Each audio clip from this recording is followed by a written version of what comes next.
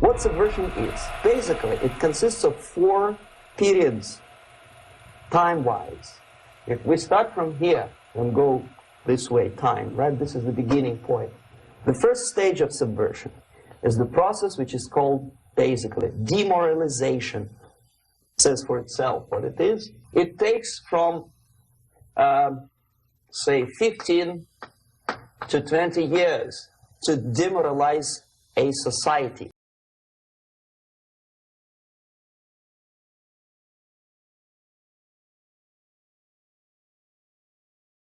Why 15 or 20 years? This is the time sufficient to educate one generation of students or children. One generation, one lifetime span of a person, a human being, which is dedicated to study, to shaping up the outlook, ideology, personality. What is Generation Z?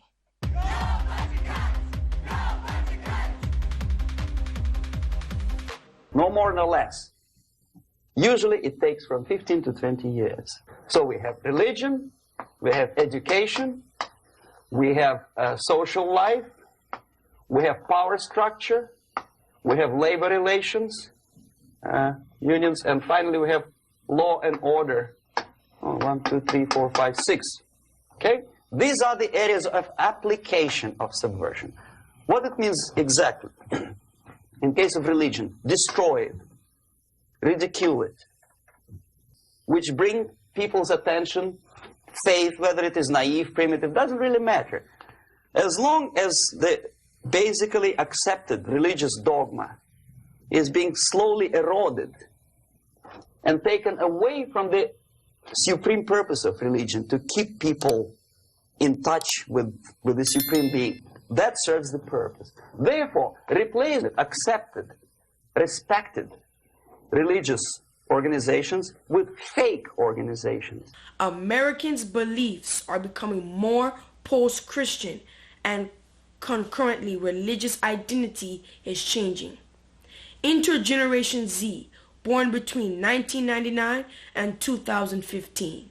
They are the first truly post-Christian generation.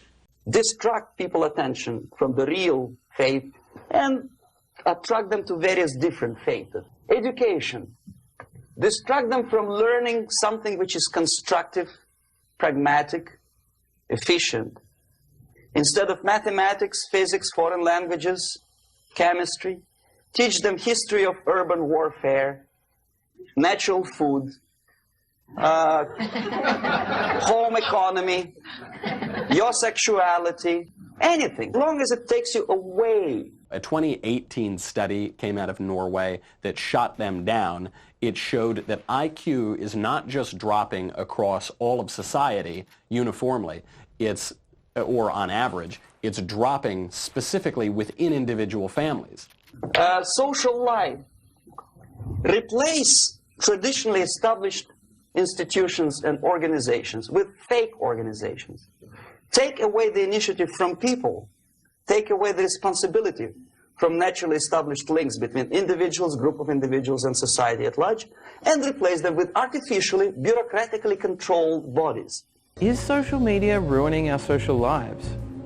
When's the last time you've walked into a restaurant and saw an entire table of friends on their phone? Or maybe even your family in the morning, each content to be in their own world, nearly unaware of the reality around them. Okay, away from the natural links, power structure. Okay, the natural bodies of administration, which are traditionally either elected by people at large or appointed by elected leaders of society, are being actively substituted by artificial bodies. The bodies of people, groups of people, whom nobody elected. Never. As a matter of fact, most of the people don't like them at all, and yet they exist. One of such group is media. Who elected them? How come they have so much power? Almost monopolistic power on your mind. But who elected them? How come they are They have a nerve to decide what is good and what is bad for the elected by you president and his administration. You've probably heard this term. Fake news. Fake news. Fake news. Fake news. Fake news. Fake news. The level of mediocrity in a big establishment like New York Times, Los Angeles Times, major television network, you don't have to be excellent journalist. You have to be exactly a mediocre journalist. Whether you are better or worse doesn't really matter anymore, as soon as you're smiling to the camera and do your job. Power structure slowly is eroded by the bodies and groups of people who do not have neither qualification nor the will of people to keep them in power, and yet they do have power. I do think several of them will be successful, not just at the 50% level, but the 80-90% level in terms of blocking transmission and sick. Okay. Together with that, there is another process. Law enforcement, law and order organization and structure is being eroded. For the last 20, 25 years, if you see old movies and new movies, you can see that in new movies, a policeman, an officer of the United States Army looks dumb, angry, psychotic, paranoid. A criminal looks nice, kind of, but basically he's a nice human being. He's creative. And he's unproductive only because society oppresses him. Whereby a general of Pentagon is always, by definition, a war maniac. A policeman is a pig, rude policeman. He abuses his power. No? A generalization like that. The hatred, the mistrust to the people who are supposed to protect you and enforce law and order. Okay, labor relations. At this stage, within 15 to 20 years, we destroy the traditionally established links of bargaining between employer and employee. I was made to believe by media, by business, by advertising agencies that I need more and more and more. Have you ever heard any advertising on TV to consume less? No. No way. Whether you need a six-cylinder car or not, you have to buy it. And hurry up. Save by buying more. The moment you bring a country to the point of almost total demoralization, when nothing works anymore, when you are not sure whether it is right or wrong, good and bad, but there's no division between evil and good, when even the leaders of church sometimes say, well, violence for the sake of justice, especially social justice, is justified. And we listen to them and say, yeah, probably it's true. Is it true? No, it is not true. Violence is not justified, especially for the sake of quote-unquote social justice introduced by Marxist-Leninists. The next step is destabilization. Again, this word says for itself what it is. To destabilize all the relations, all the accepted institutions and organizations in a country of your enemy. How you do it? You don't have to send up a battalion of KGB agents to blow up bridges. No. You let them do it themselves. So the area of application here is narrowing down to economy, again labor relations, right? To law and order, plus military. Yes, and again the media. Okay, basically three areas. Economy side. Here it's radicalization. On the stage of destabilization, we cannot come to compromise even within a family. The husband and wife couldn't figure out which is better. They cannot come to compromise unless they start a fight. It's impossible to reach a compromise, constructive compromise between neighbors. Radicalization of human relations. No more compromise. Fight, fight, fight. The normal, traditionally accepted relations are destabilized. On the right, conservatives, you're always talking about taxes and regulations and big government. And on the left, liberals, you're talking about economics. It's always about income inequality, right? The divide between the left and the right is as bad as it's been in really any of our lifetime. The relations between teachers and students in schools and colleges. Fight. The relations between, in economical sphere, between laborers and employers are further radicalized. No more acceptance of the legitimacy of demands of workers. The society at large becomes more and more antagonistic between individuals, between groups of individuals, and the society at large. The media puts himself in the opposition to the society in general, at large. Separate, alienated. Okay? On that stage, you remember I was talking a couple of hours ago about the sleepers. That's when the students from, say, United States, if they are trained in Lumumba University, or developing nations, that's the students I was dealing with, are being sent back.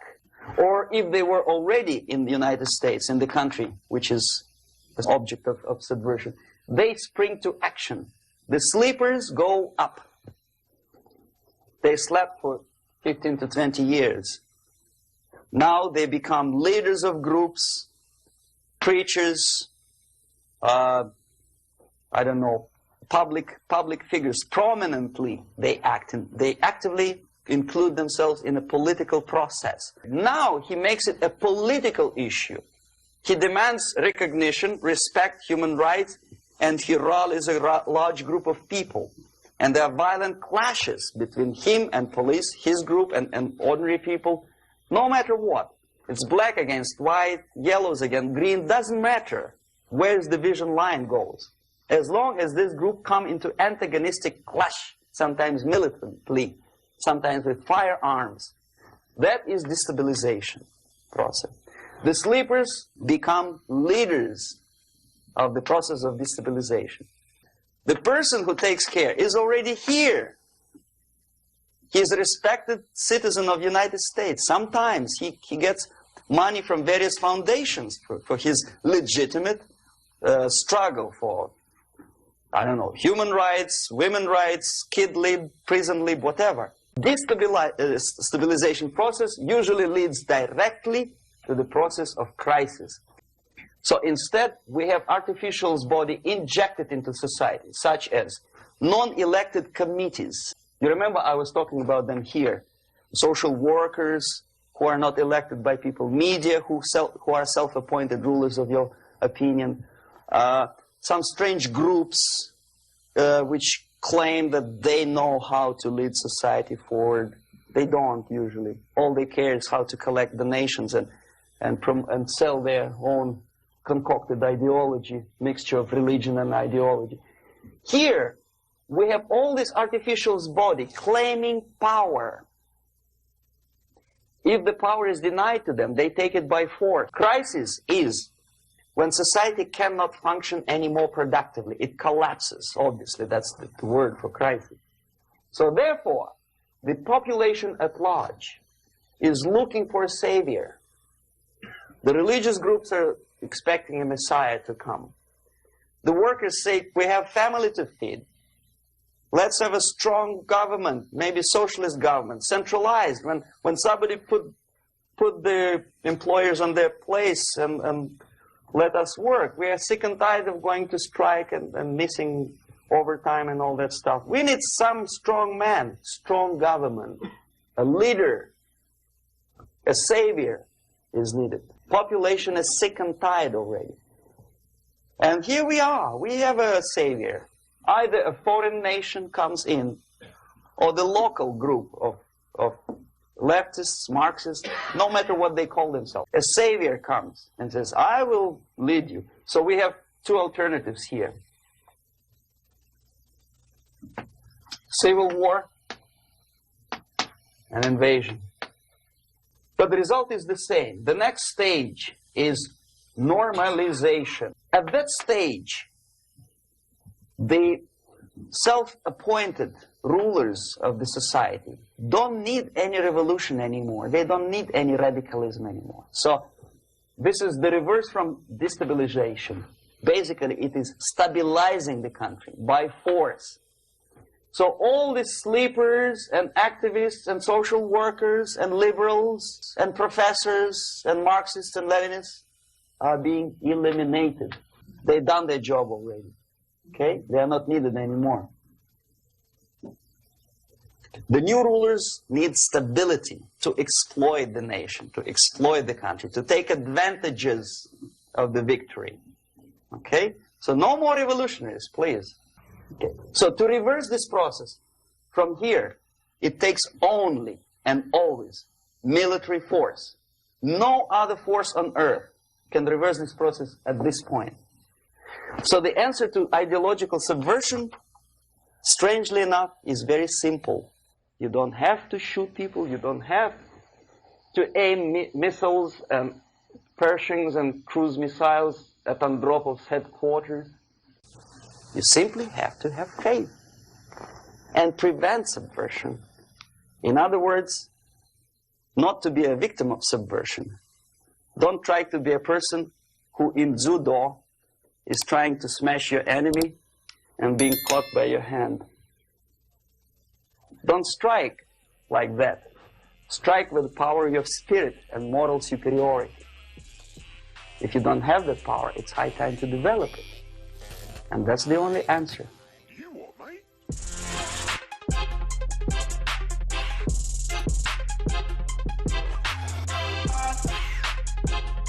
Yeah.